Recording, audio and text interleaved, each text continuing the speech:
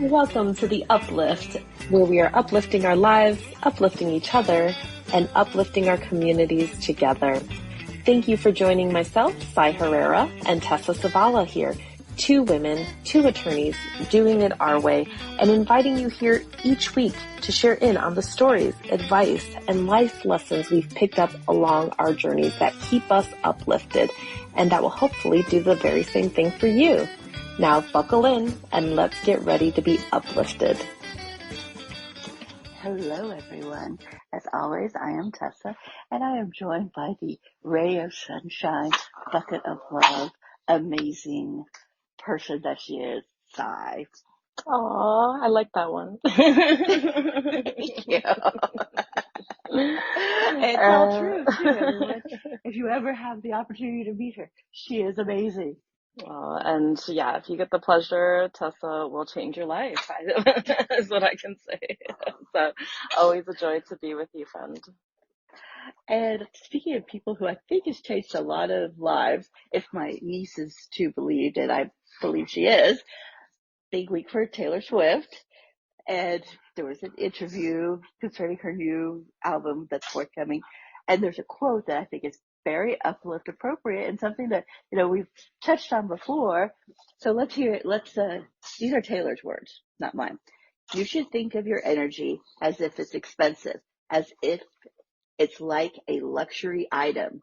Not everyone can afford it. And when I read that, I was like, wow, well, that hits home because we've, danced around that, but what a great analogy of we all understand like what luxury is and how we should treat it with due respect. And it's not something that, at least I don't think someone has like a room full of Chanel bags.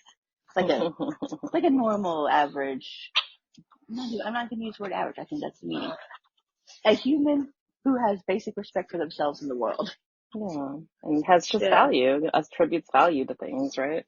Yeah, we need to put more value around our energy. Because I think about not necessarily how I spend it, because it's like by myself, but the people I give that I get access to. Maybe I don't need to be giving so much access, right? Absolutely, yeah. No, I feel like I also think of it as almost like a private club. Oh, that's an excellent one. I like that. And who are you going to let in? I have seen that, there's some scientific basis in like literal like energy fields that we create in terms of like just our person, right? So like, and you can feel it just in your own experience, right? So you can feel that like when somebody is in your bubble, right? Like they can really change your mood. They can change your energy. They can change the whole, they talk about people who come into the room, they suck all the air out of the room or they just kill the party, right? Like these are all energy vampires. Yeah, energy vampires. Exactly. Like these are all like, colloquial terms for something that has to do with like our actual energy exchange, right? So I love that she used the word energy actually in this, because when I was reading it with my ADHD, I was like substituting the word energy for time and like different things, not reading it fully, but just looking at it. And when you were reading it, seeing that word energy, it's so powerful because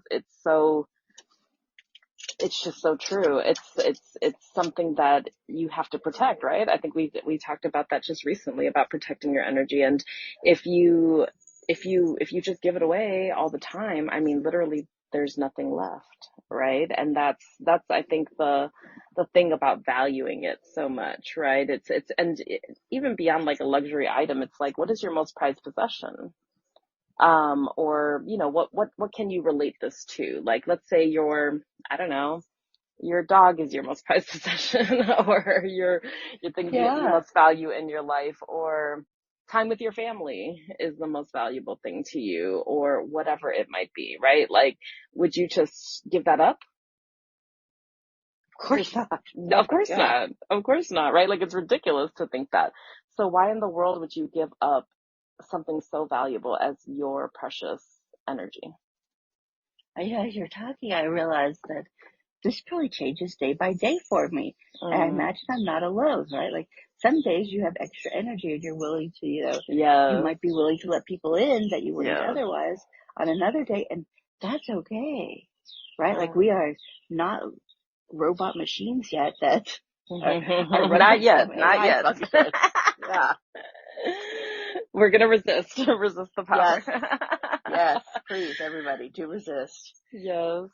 And that makes sense, right? Like, I think you're right in terms of like, checking in with ourselves and knowing where that is. I think the part, like you said it so perfectly when did you say energy vampires? I'm Yes. like kind of slightly obsessed with that right now.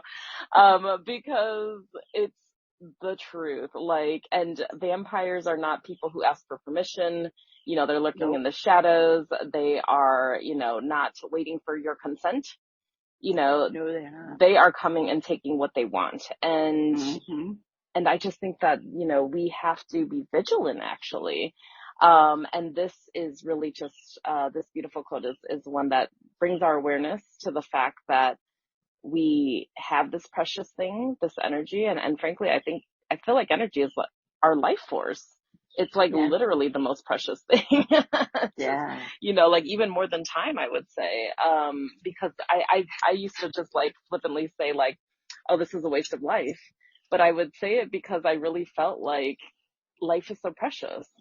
And I'm not going to waste my time on this. I'm not going to waste my energy on this. I'm not going to just, like there's no point of this. Like I want to spend my life doing things, and developing in ways that are important to me. So this kind of gives me that. And it also makes me think that awareness again is like one of the most important parts of this, because if we don't know where our energy levels are, if we are not aware of how other people's energy colors and sucks our energy out, like if we're not aware of that, if we just continue to like, want to help everybody, we want to, serve their needs, if we're giving our energy away without even knowing it, like that is, I think, how you look up and realize that you've been sucked dry. Yeah. And, it made me think of a friend of mine who has been taking care of her father a lot. Her parents are separated and he is not well. And she is spending all her energy when she's not working taking care of her father. And it took such a toll on her, like it almost Mm. broke her. Mm. And even though she willingly chose to do it, I don't Mm-hmm. think she realized how draining it was going to be. And then once you're in it, like she was, it seems like her natural reaction was, I have to stay in it. And they Mm. get so complicated, especially when it's family and the like. But you're absolutely right. Like if we're not vigilant about protecting our energy, even we can give it away when we shouldn't be giving it away because we are, where our battery is at red or zero. And it's such a perfect example because that's the kind of like creep that happens that you don't even realize it's happening, right? Like you're just Yeah. going about your day, you're living your life, you feel like, oh, this is important. It's important to me. Mm-hmm. This is the person I love. I will do anything for them. We're also conditioned as Mm-hmm. women especially, but Oh, yes. I call it the martyrdom, right? Like we're conditioned to give all of ourselves away. Mm-hmm. And I think it's, I know that it's something that is difficult to really even see, because it feels like it's just the water that we're swimming in, and so I really just like, this hits for me that we have to be checking in with ourselves. So like, what are we doing to check in with where we're at energetically? What we want to invite in, what we want to protect ourselves from, right? Like I really think of it as kind of like a little force field. I love And this idea because it's yeah, it's so visual and I think it's yes, so helpful. yes. Because I mean, when people come in, they can change everything. They can really change your entire mood.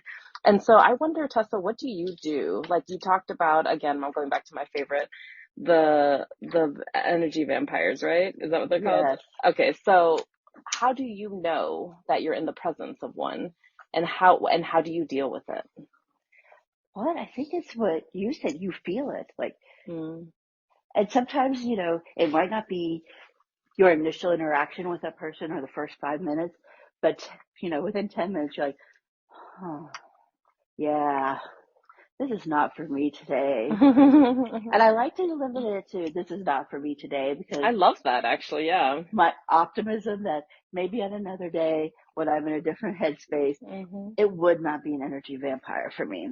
Yeah. So I have learned to listen to my instincts more. I think before there's all those societal pressures that we place on ourselves, or work pressures that we place on ourselves. The We're like, we duty, have to do the this, and we have, obligation. Yep. yes.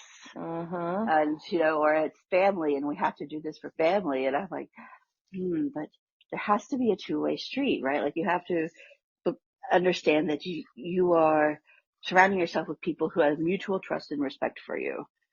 And I think Yes. people who have mutual trust and respect for you are not going to be energy vampires, because I don't think an energy vampire has that trust and respect for the people that they surround themselves with. Because I think I like to think everybody is self-aware enough to know that their impact on somebody else, That's right? where I completely disagree. Oh, tell me more. I'm with you 100% until the last part, because I think I know from my experience in the world that like people are not there, right? And this is something that I often do where I think everything that I'm doing, everything that I know, everyone else knows, because whatever, like I just think that's, they must know if I know, right? Or they must be on the same place in their life if I'm in the same place in our life, and people think about it as like, well, I'm this age, they should be in the same. No, everyone Oh, is at so many different places in their yeah. journey, and they may never ever get to the place that you're at. You may never get to the place someone else is at, like in this lifetime, right? And And so that's okay. and that's And that's okay. That's yeah, completely okay. That's what I mean is like everyone's journey is so unique. yeah. And it's meant for them and not for you, right? And so when you say that like people, should know whether or not they're doing this, I honestly really like believe, and this is actually, I think, part of my optimism. Like I'm giving people the benefit of the doubt, like because I could go the other way and say like, they're doing it on purpose, and they just don't give a fuck about you and your energy, and they will take it and take it. They know they're vampires, right? But Oh. I really think that there are a lot of instances where just like we're operating from our program of martyrdom, Mhm. especially like in a, masculine, feminine type of energy exchange, because of the societal programming. Like, I think a lot of times, and not just masculine people, but, a lot of people for different reasons have been programmed to believe that they are entitled to take and to take your energy, right? And to Mm. impose on your energy field, and that you owe them. They are owed this.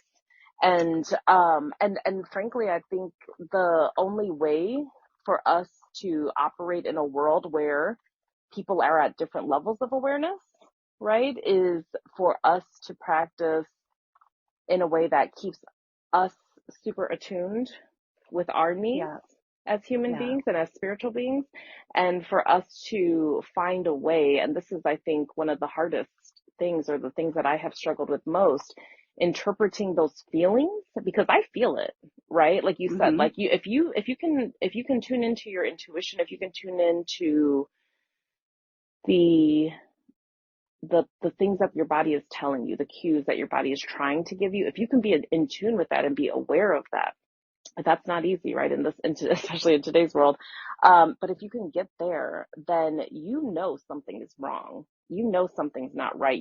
That you feel exhausted, or you feel, and I mean, these are just real telltale signs. And I'll be the first to admit too that like also my awareness has been such that I just looked up one day and I was so drained, and I had no idea why, because I wasn't aware at every step. I wasn't Oh. aware every interaction, right? I kept using the script in my head, playing on the societal, expectations of how I should show up for people, that I was holding this space for them. I was, coaching them. I was giving them this opportunity, all of these things that I told myself.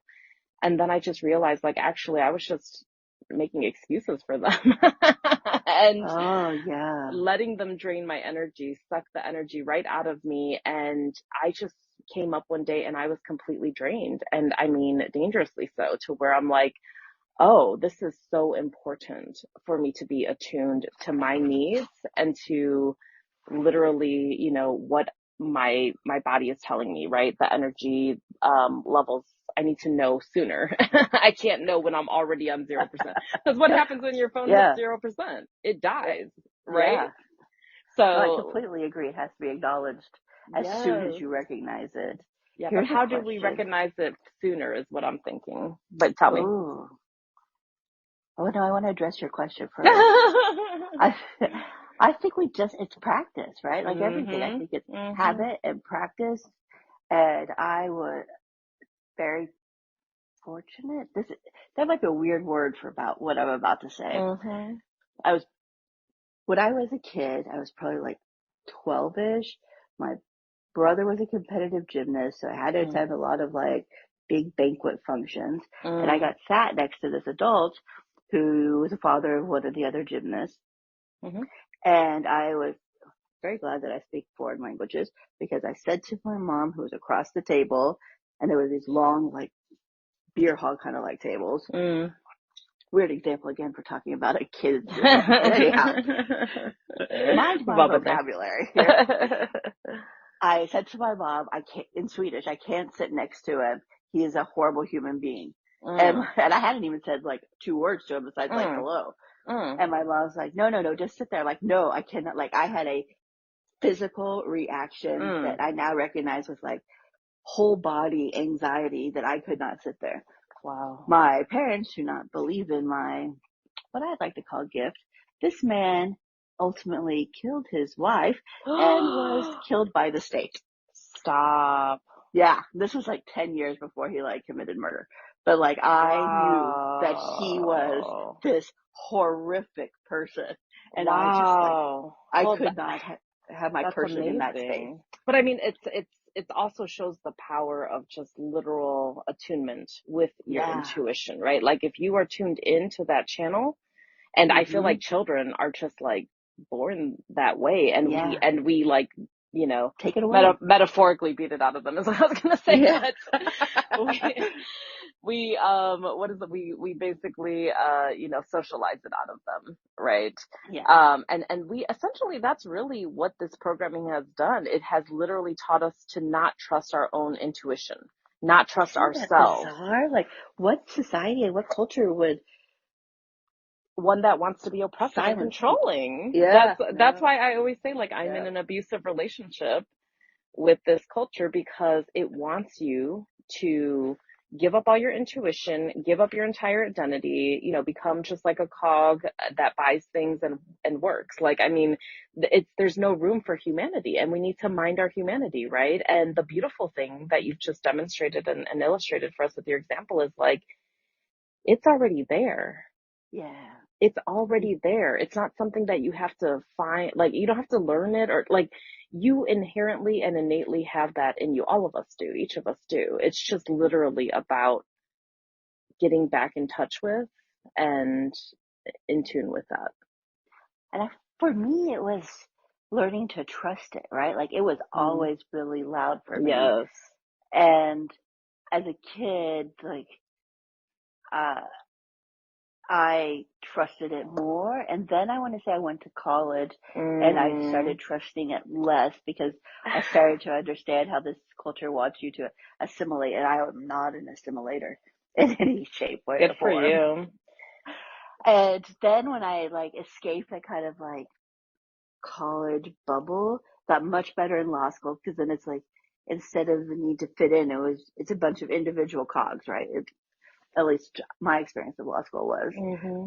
And I think that's when I started to build a bit. It also helped because that was the first time in my life when I had adults who had full faith and belief in me, right? And who Mm. I had such a great group of professors that were so uplifting and so amazing that I would not have traded that experience for the world. And I hope everybody has at some point in their life adults around them when you are younger, that kids that do uplift you and do believe in you and encourage you to be bigger and better than you think of yourself.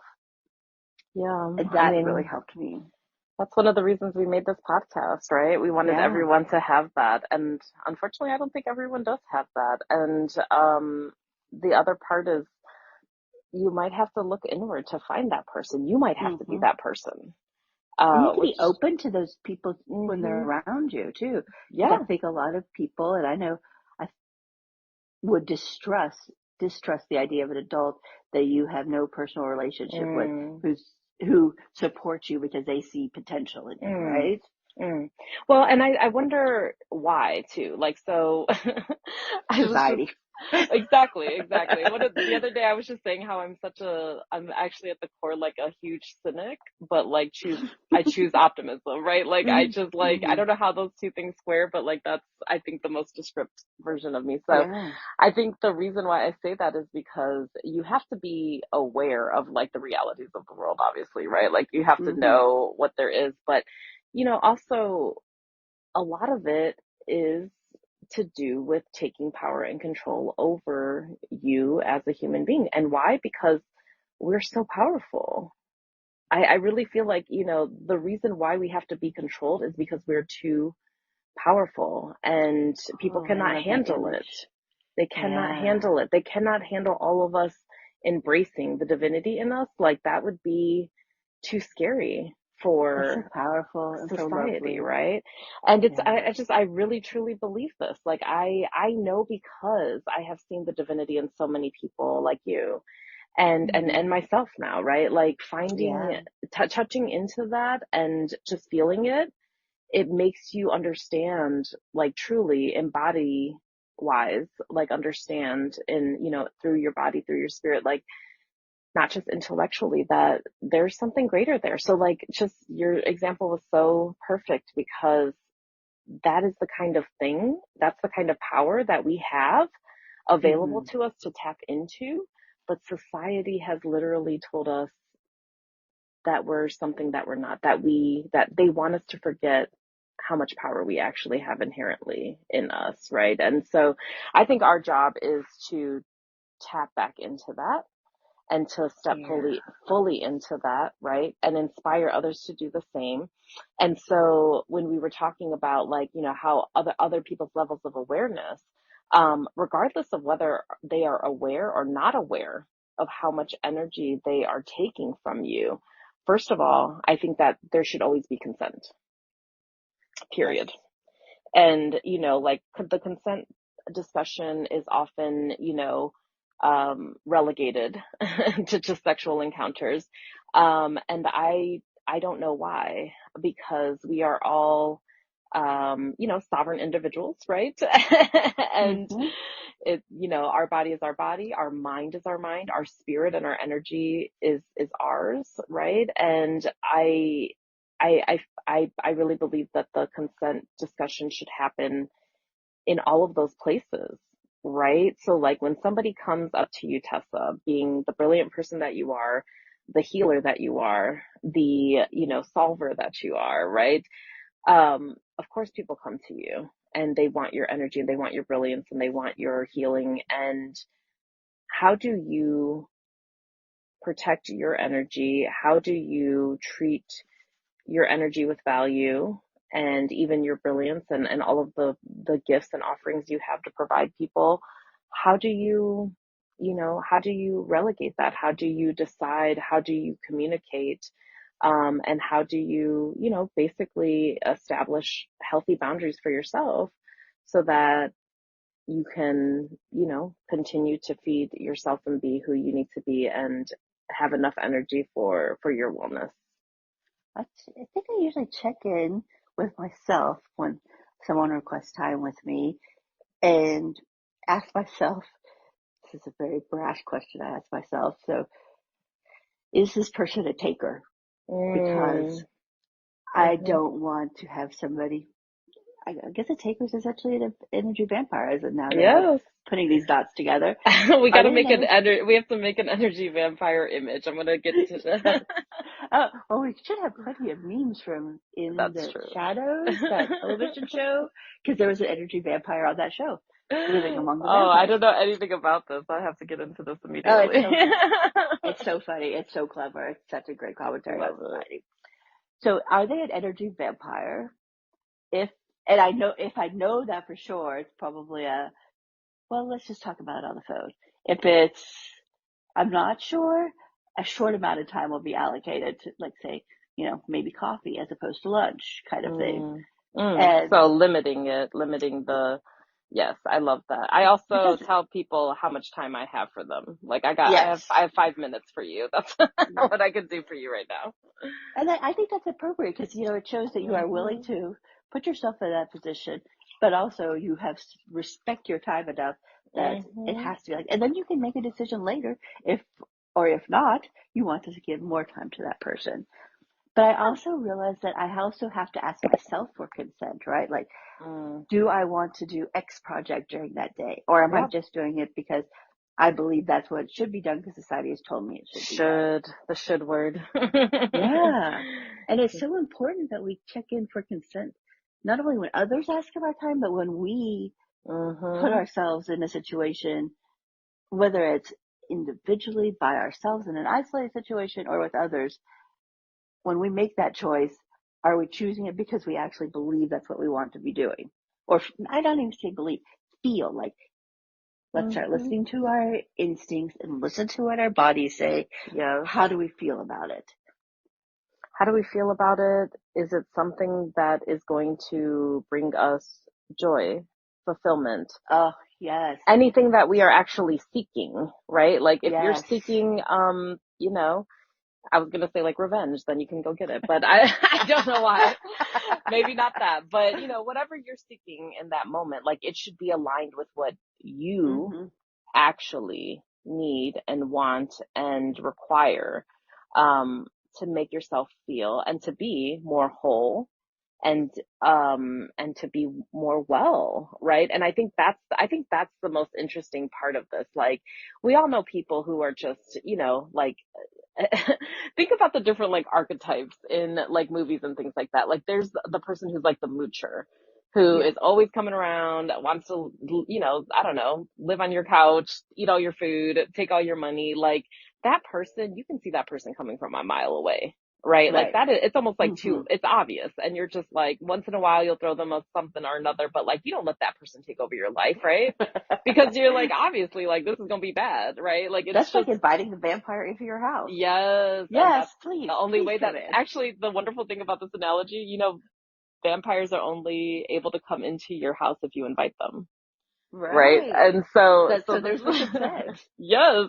And so but you have to be very aware of who you're Mm-hmm. inviting into your home, into your energy field, right? Yeah. And so literally that, like vampires can only take from you if you invite them. And so we have to be aware of well who we're inviting in and who we're allowing to stay, right? And so that kind of person, again, you see them coming a mile away, they're almost like less of a threat because it's so obvious.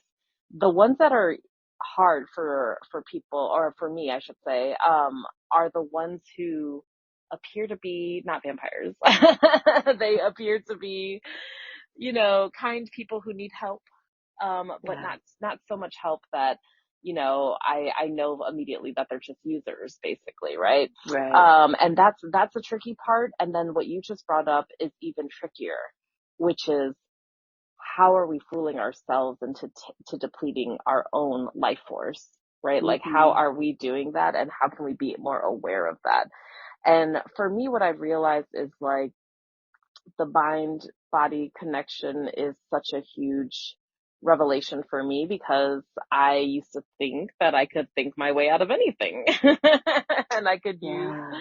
my brain, and I could have a cerebral, like understanding of things where I could get out of not get out of, I could process, I could understand, I could rationalize, justify, like all the words, right? Like I could do all the things I needed to do in order to make it make sense. But what I've realized now after feeling, rested, being back in tune with my body, just literally reconnecting with my body is just what you were saying again earlier. That example is so powerful. I go back to it again because it truly tells you something. Like I don't know. I know like true crime is very popular right now, right? Yes. And so I think a lot of people can relate to this. But it's a dramatic example. But really like if you feel something is off about a person and you don't know what it is and your brain can't articulate it and you can't intellectualize it, that's no excuse for not getting the hell out of there. Right. And so and we see that over and over and over again in these real crime situations where it's like something was off, and the people who trusted their intuition, they get away Yeah. sometimes, and the people who wanted to be nice, and I'm going to use that word intentionally, like they wanted to be nice, they wanted to Mhm. be polite. They wanted to Mhm. extend all of the benefit of the doubt to this person. Like they unfortunately Mhm. usually don't have the same fate. And I just observe that and recognize how powerful that can be applied to our lives, and that we must really pay attention to our own intuition, to what our body, what our senses are telling us, right? Beyond just our brain, because there's something there. They call it, like the gut reaction and all of that, right? Where you know if you're not safe, if you're paying attention, right, to yourself, to your own intuition. You know if somebody around you is creepy, frankly. I, this makes me realize that I apparently have a test that I did not realize was a test on whether or not Mm, somebody's an energy vampire. It is how much do I fidget. So if mm, mm, I'm a person who, when I mm-hmm, get stressed, I want to organize and I want to clean things and I want to put them in their mm, place. And I mm-hmm, noticed at a lunch the other month that I was rearranging the silverware and the glasses on the table, mm. and I would make sure they were all aligned. And then when I left the lunch, I'm like, oh, I did not want to be with that person, and I wasn't listening. That's your tell to yourself. Yeah. Interesting. And see how the body does something without you thinking about it? That's Mhm. your body is literally reacting. Your body really, in my opinion, knows way before your brain. Yeah. So a lot of times we think that there's like this top-down situation where our brain is like the control center of our body, and our body is just like a dumb robot and just listening to the commands of the brain, right? But I think it's very much the opposite, honestly. I really think that the body is, sensing all of these things. It senses the energy, it senses the cues before you can actually articulate that in your brain into thoughts, right? It becomes thoughts, and then your brain processes like reactions. And I mean, sometimes the body, like we know, fight, flight, all of those Mhm. things, like freeze. I mean, your body just takes over sometimes Yeah. when it really, is threatened, when it feels an extreme level of threat. And so that just again shows as an example that it's not all, intellectual. You can't intellectualize your way out of this. This is going to be something on the energy field that we need to sense, we need to be aware of, and we need to also cultivate a practice. Like what you were saying, I think is perfect in that it has to be a practice. We have to cultivate some practice in checking in with ourselves on where are our energy levels at, what Mhm. energy, are we embodying today? What energy do we need today? I love also that you made it time bound in a way, right? Where, like, when you Mhm. talked about your friend's example of helping and caring for her dad, um, that's another wonderful example because it illustrates how, in our experience of socialization, we have really been conditioned to give an all or nothing situation with our Es- energy, Oh right? yeah, especially women, right? Like Especially women, yes. default to this like caregiver, or supposed to default to a caregiver Yes. voice. It is frustrating. Well, it's frustrating and it's oppressive and it's unacceptable, and we have Mm. to undo it. And I love Yes. that you said when you went to college, what did you say was the first time that you started to to start disconnecting with your intuition actually, right? Mhm. I found Yep. that so powerful because you're supposed to go to college. Society tells us we're going to college to learn and Yep. expand our mind and expand, what we know. And it reminds me of the famous album, The Miseducation of Lauryn Hill, and Mhm. so many others that talk about and, testify to how we have to undo the learning because, that situation. And even for me, law school too, like became a place where it was like, I was learning to fit some kind of mold, really. I was learning to talk the way that, you know, they wanted me to talk, to Yep. use the language and the vocabulary that this system respects and glorifies, really. Mm-hmm. Even to present, we talked about clothing a lot, Yep. like how you present visually to other people. Mm-hmm. All of those things. You talk about how you're not, I think you just said you're not good at assimilating. Is that what you said? Yes. I don't think that's true. I think you've done a lot, but I Thank you. also, Maybe my inside going, I will put on my magic cloak to yes. assimilate, but on my inside, I'm like probably screaming a lot of curse words that I don't Well, want to record. that's true. I think that's, I love that because it really speaks to how we can be forced to create this mask, Mm-hmm. really, and sometimes we do it willingly, and sometimes we do it consciously, and sometimes we do it unconsciously.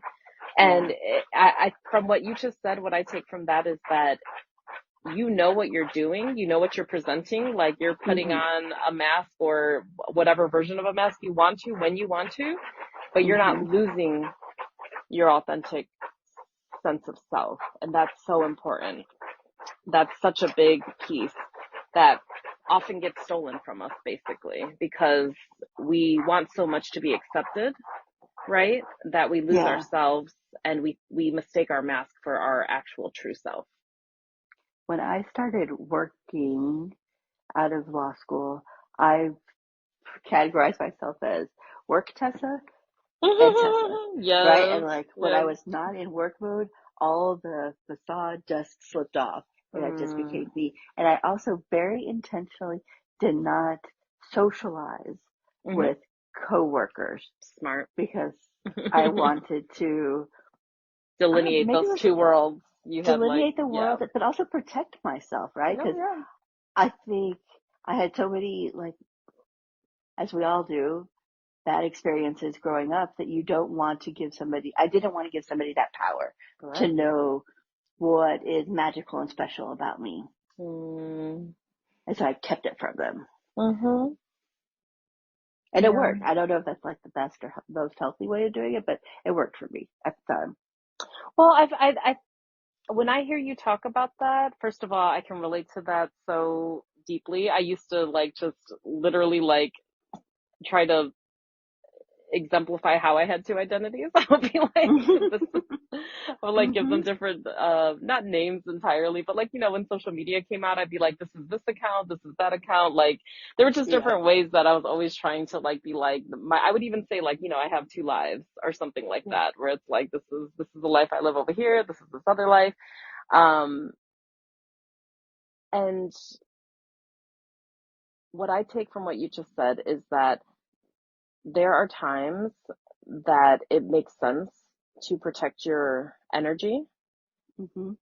in ways that are hardline boundaries. So the thing about boundaries is that they're not big, steel walls, that no one can penetrate, right? Just like you were saying before, it depends on the day. It Yeah. depends on your energy that day or that minute, even. And this is, again, why I love consent, because if you think about consent, consent changes. It can change at any time. It can Hmm. change, in the middle of something you just consented to, it can change. And that's okay. That's what consent means, is that you have full bodily autonomy or full autonomy of yourself, right? And so when we apply consent to this, it means that you have full consent over your energy. So today, Tessa in her, work Tessa and true Tessa, they have a very separate, situation happening. It's confined in a way that keeps real Tessa safe. And that's what she Yeah. needed at that time. Now, today might be completely different. I know for me, that has completely changed for me. So Same. for me back then, I felt like the safest thing to do. I mean, I relate so uh, just completely with what you said, because when I was younger, my thought was the same. Like, I can't let people in. They Yep. don't need to know all that. Yep. Like, I will keep them at a distance. I did used to fraternize with people. I'll go to the bar and I'll have a drink with them, and they don't need to know nothing else. Like, but there was definitely a separation, right? Where it's like people didn't know, I don't know, that I played music, or anything about my family or whatever. Like, like there was just that's where my boundaries were at that time. And that's what served me. And that's what protected me, protected my energy, protected my safety, most important, right? Most importantly. Do And you now think, oh, it's go ahead. different. No, no, go ahead. Do you think we both did this as a way to like dip our toes back into trusting our Mm. instincts? So it was Mm. like, we built the wall so that we could Mm-hmm. then build doors into it when we felt more comfortable because we Yes. had to reconnect with our childhood instincts so we could Yes. start trusting our instincts and then we could slowly take down that wall that we created. Well, I mean, it's just a very human, I want to say, like, normal in the good sense of the word normal. Like, it's Yeah. just a healthy, like, just expected reaction to being hurt. Yeah. Like, of course, if people have hurt you and there was danger, your body Mhm. is good. Your body and your brain work together to protect you. That's what they do. Like, this is the whole makeup of our body. Like, we come from survivors, right? We would not exist Mhm. today if our ancestors did not survive for us physically, right? So we are survivors. Our DNA, our genetics literally are built to protect us. And so, of course, it made sense for both of us to protect ourselves because we have been hurt. Yeah. We don't trust adults because adults have Yep. done terrible things to us, right? Yep. And we don't trust anybody because Yep. a lot of people have hurt us, as Yep. children. And so why should we trust them as adults? Like, we Right. don't have that, right? And so it is literally just like a lot. That's what I wanted to say is it's a logical response. It's just such a Yeah. perfectly logical response to set up something, a system that is going to protect you, right? And I think exactly what you said, that's exactly correct, is that we had to do that just so that we felt safe. Mhm. And one of the things that I keep holding on to and sharing with other people is that you can't start healing until you feel safe. Yeah. And for me, that was really powerful because I realized, like, I mean, it's really interesting. Like, even in my healing journey, my first instinct was to judge myself for not getting there sooner. Oh, no. Which is, I know. But that's part of the Yeah. healing, right? Like, it is sad. It is Right. sad because that is what my programming tells me is that, like, I should already know better. I should already do this. I'm behind. I should, and that's the sense of urgency and the comparison thing that society tells us we always need to be one upping somebody else. Our worth is Mm. tied into our abilities, into what we can prove that we're better than other people, frankly, right? And it's like I've had Yeah. to look at that part of myself and say, that's actually kind of ugly. Like, I don't want to be that, like, that's not me. Like, that's not what I want my identity to be. I don't want to be I don't want to have to feel superior to people to feel worthiness, right? Agree. And so what you said in terms of like what we do and what we're doing to evolve, first of all, again, like, I don't judge anyone for where they are in their journey and what they do to protect themselves because that's Yeah. survival. Like, and literally when you're in survival mode, you do what the hell you got to do. And that's Yeah. it. And now you have with safety an opportunity to I, trust yourself mhm. and to extend that trust to others in ways that feel safe whenever they feel safe. And I think of it as that safety and opportunity as me becoming more autonomous in that I'm Mm, in control of making my decisions. I'm not making mm-hmm. decisions because society or family or Yes. my Yes. career The oriented invisible forces. Ooh, maybe feels. maybe Yeah. they're phantoms. I feel like we're getting into a Halloween episode. Like the Oh, but I like this vampires, because like you can see it, like the all these like phantoms phantom. coming towards you, trying to get into Yes. your energy Trying shield. to Yeah. push your energy a certain way, manipulate your energy, and we have to see them. It's like the ghosts in the Nintendo games, right? Like in Mario Bros. You gotta Yeah. look them square in the eye and say, I, I see mm-hmm. you. And you know what? This is a good thing to do for abusers too. I've done this whenever somebody is trying to like gaslight me, Mm-hmm. manipulate me, or whatever. If I don't know what to say or do because we're so, oh God, I can't even get into the abuse conversation again, but like we're so programmed to literally like cater to abusers. It's insane. I can't even get into that Yeah. right now. But one thing that I have done to counter that programming is to literally be like, I see you. I see what you're trying to do and it's not going to work.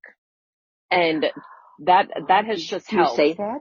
Yes, I say it out loud. Oh, I love this. I see what you're What doing. great advice. I see what you're trying to do, and it's not going to work, because when you say that out loud, you're telling that other person, you need to back the fuck off, first of all. Second, Yeah. don't mess with me, because abusers like weak prey. They're like wolves, right? And they're looking for weak prey. And when I say weak, I mean emotionally vulnerable, Yeah. emotionally wounded. They're looking for the little wounded animal that they can go get easily, right? And so that's another reason, to always be work, like, to just prioritize your healing, right?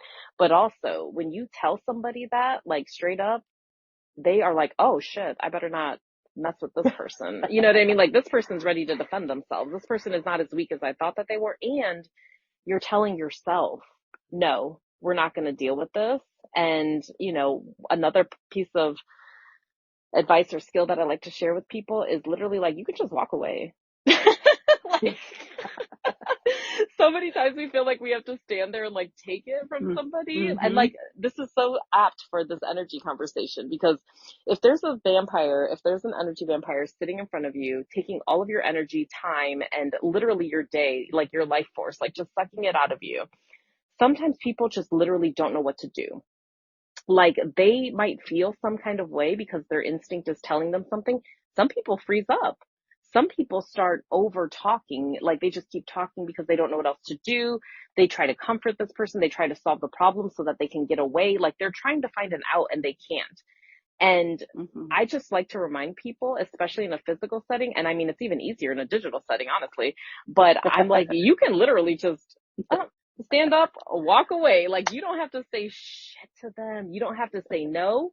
You don't have to say, I'm Yeah. not doing this. You don't have to make an excuse.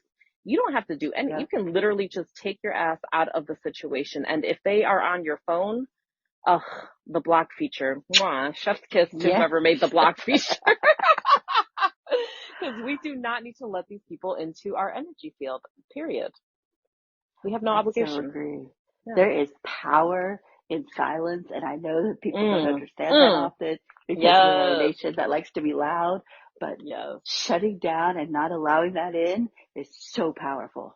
The Buddha literally said the best response is no response at all. Yeah. And it's so powerful. I mean, and it drives people crazy, especially abusers, because Mm-hmm. they want to bait you. They want to Yep. get a rise out of you. That's what they live for. It's like, oh God, it reminds me of another energy thing. Like, who are the people that, like, suck energy out of people? I'm thinking of, like, Hocus Pocus, where they, like, suck the energy out of the chamber. Yeah. But just like, literally, they're looking for getting a rise out of you and taking when you're vulnerable. I mean, that's what they're really trying to do. So abuse can be so disorienting because it's so confusing. Like, why is this person being so, like, mean to me, or, like, just being so hot and cold? That's one of the most confusing styles of abuse, right? Because they get into a place where you're like, oh, they're so lovey-dovey, and then the next day they're just, like, yelling at you, or, putting you down, and you're just like, what is actually going on? And the reason is because, as stupid as I like to think abusers are, like, they all play from the same as playbook, and it works. I don't know if they're Mm-hmm. passing it down from generation to generation. I don't know if they got a club. I don't know what's going on, but they are able to pick up on the fact that these are the manipulation tools that work. And one of the most powerful ones is to get you into a vulnerable emotional state, right? If you're feeling hot and cold and confused and all of that, like, just, I keep thinking of, like, a little animal in the woods. Like, I really keep, like, invoking this image of, like, if you're being pulled back and forth, and you're hearing sounds and you're confused, and, someone's telling you there's a wolf in the bushes or something like that. Like, all of these things make you afraid. And fear is just, this lower vibration that puts you in a place of vulnerability, basically, right? And so that's the perfect time for people to, stun you and to attack you, essentially. And so Mm-hmm. I think that's the other part for me, is the awareness, specifically, of how other people's energy is interacting with your energy. And so the most beautiful thing is that, like, again, we have access to this. We don't have to, like, engage other people even. Like, we can literally sit by ourselves, quietly for a few minutes. Like literally, it Mm-hmm. doesn't take long to just check in with yourself. And if you don't know Ask how, for consent from yourself at that literally moment. ask for consent from yourself. Like check in and say, what do we need today? Yeah. What do we need today? What do we need energetically?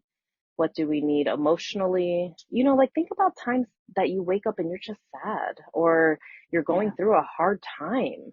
Like that day is so different than a day where you're like Mm-hmm. chipper, you know, waking up ready to take on the world. Like we all are human beings. We all have different days, and just Mm-hmm. minding your own humanity will change the way that you interact with people and the world interacts with you, right? Just minding your own humanity and having that connection to yourself, just being attuned to your own needs. You can literally say, like, I need tenderness today. I need to treat Yeah. myself with gentleness, and I need tenderness and care from other people. And just having that awareness in that day is so powerful because, you know, if, like you were saying, this happens all the time. People are like, oh, I need help. I need this. Can you do this project? Tessa, you can do it. We don't check Mm-hmm. in on our strong friends, right? Like we think that they're Well, I super do that. women, right? Yeah. And so people think that they can ask and ask and ask, and that you're so powerful and you're so assertive that of course you would just, you know, you just wouldn't do it if you didn't want to, or you couldn't, or you didn't need to, or whatever. But the truth is, you know, we get caught up in all of the obligation, right? And then we can end up just saying yes when we mean no. And it's Yeah. easier to do that if you are not in touch with your actual nature that day, right? If you're not in touch with your emotional state that day, then it's easy to just say, yeah, I'll do that. Sure, I can do that. I can do that, right? Because you're just operating off of a script. You're not operating from a place of genuine, you know, attunement with what your actual needs are that day or the, you know, next month. Or, I mean, I feel like I'm notoriously bad at anticipating my bandwidth, my capacity. In I in Swedish, there's a word for it called tell me. tidsoptimist, which means you are optimistic about your time. Oh Lord, it's so bad. And now I know why. So I've learned so much. I want to share that like I've been officially diagnosed with ADHD, and it's changed my life because you know, it's just an acceptance. It's something that I've like actually casually known for like a decade, ironically. Yeah. But like I never thought that I was worthy of any kind of like care for it. You know, like Oh, it never really even occurred to me. That's what's wild about worthiness is like if you don't believe, you don't like say to yourself, like, I'm not worthy of that, you know.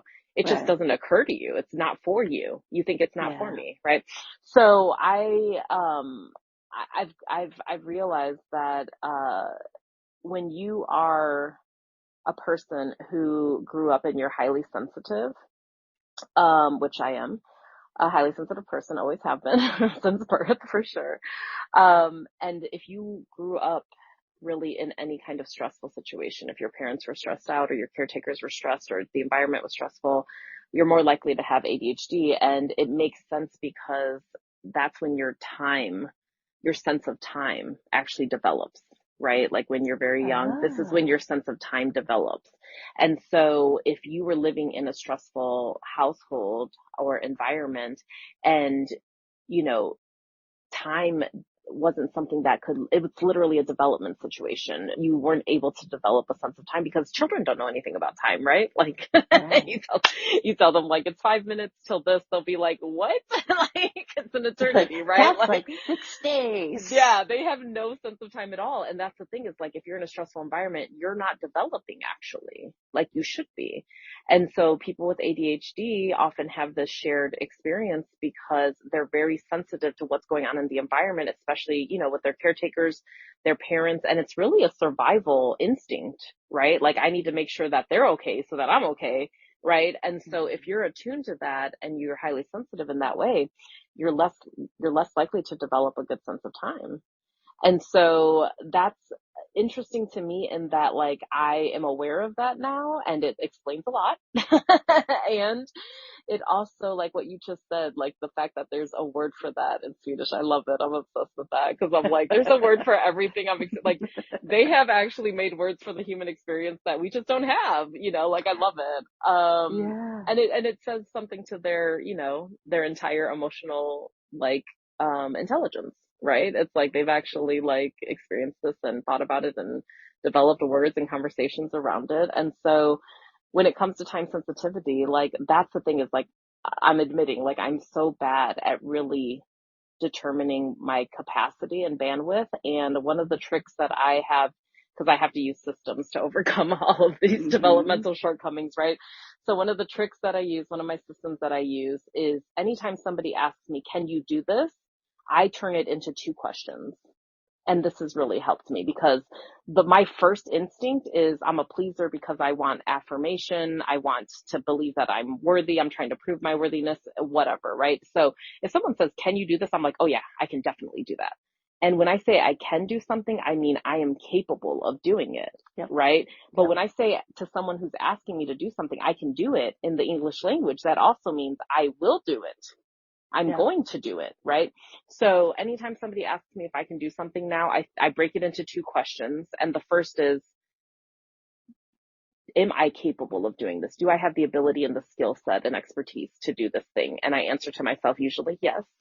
And then I ask the second question, which is, do I have the capacity, the bandwidth, and do I have the space in my life available that I do not have to sacrifice my wellness or other, important things in my life, my other priorities in life, and still be able to do this thing that's I being was, asked of the me. question too is so vital. Like, Mhm. it, I think almost the strongest question there, because I believe we're all capable of doing things and Mhm. accomplishing more than we can.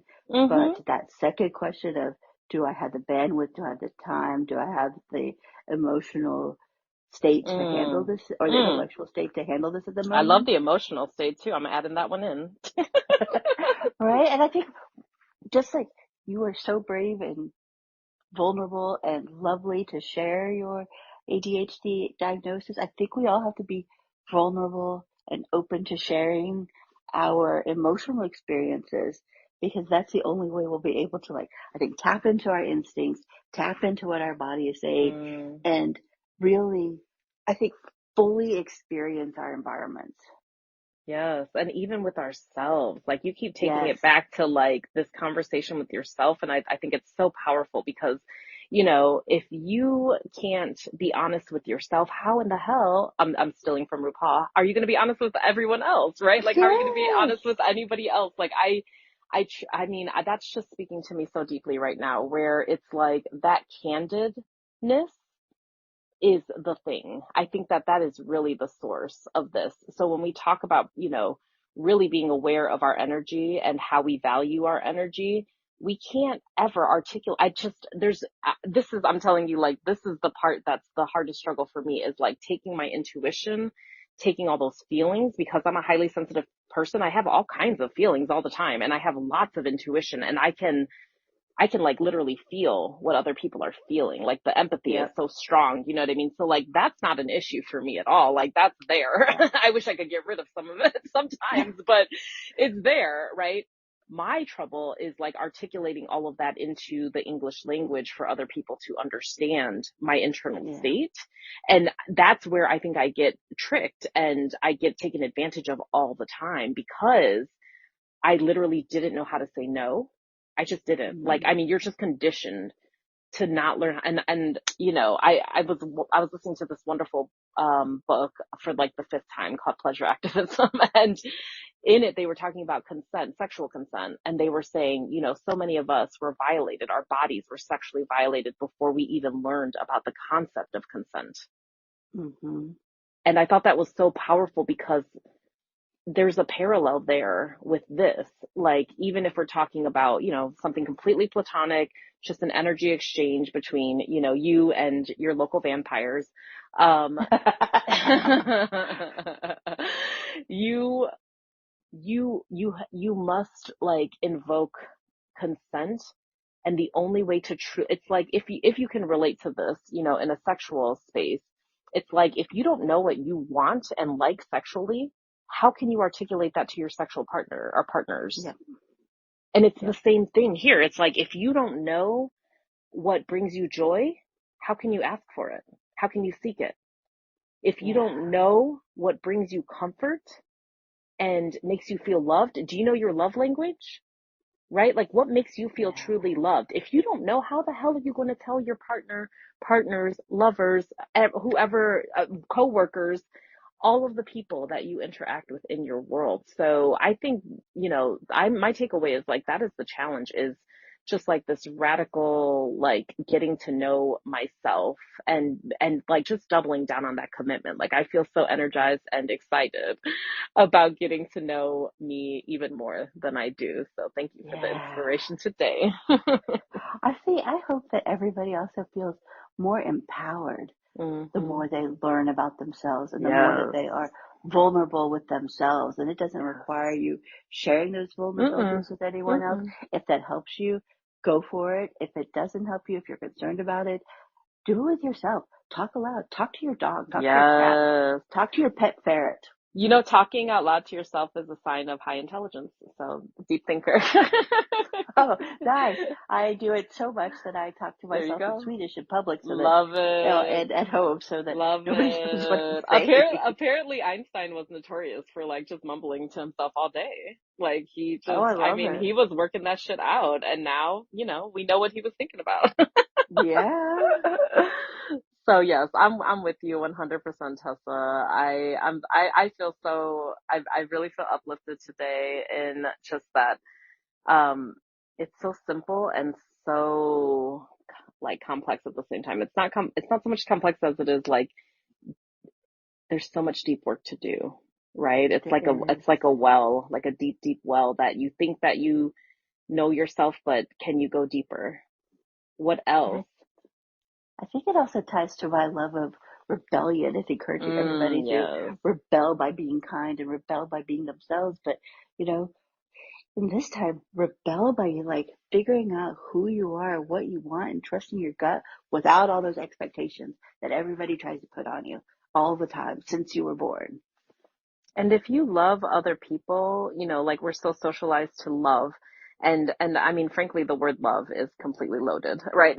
But love could mean, caring for people, giving, sacrificing, all of these things, like, we contort with love. But I think it was the Buddha who said, the person who's, of all the people in the world who are deserving of your love, you are the most deserving. Yeah. Which reminds me of the Buddha's sweep in front of your own door, right? Which I think is what we've Mm, been talking about during our conversation today, which is healing yourself, trusting your instinct, and yes, taking care of your space and protecting yes, your space in whatever way works best for you. yes. And whenever it changes, it changes. And just being Yes. in tune with that, trusting that, and having, and just making no excuses for, or having to make any justification for the fact that it's changed, right? Like, Yes.